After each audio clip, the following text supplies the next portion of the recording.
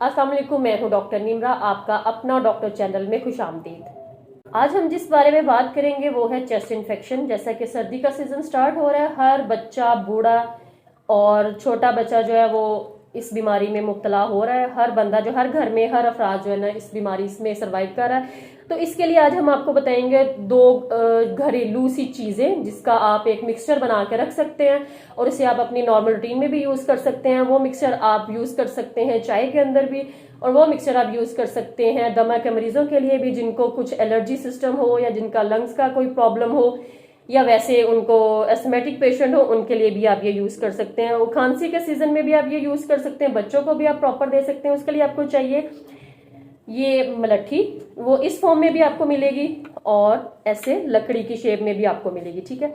और दूसरा जो मसाला है वो आपको चाहिए हल्दी, सूखी भी हल्दी, ठीक है। इन दोनों को आपने हम वजन लेना है, ठीक है, और उनको ग्राइंड करके रख लेना है। किसी भी बंद जार में आप रख सकते हैं और इसे सेव कर सकते हैं। जब भी चाय बनाए या चाय बनाते हुए इसमें प्रॉपर आप 1 टीस्पून जो है वो डालें, और ग्राइंड करने के बाद ये इस फॉर्म में आ जाएगा, ठीक है। इसके बाद आप ये 1 टीस्पून जो है अपनी चाय में डालें और उसे अच्छे तरीके से पका लें। वो चाय आप छोटा बड़ा बच्चा, जिस उम्र का भी बच्चा हो, वो इस्तेमाल कर सकता है।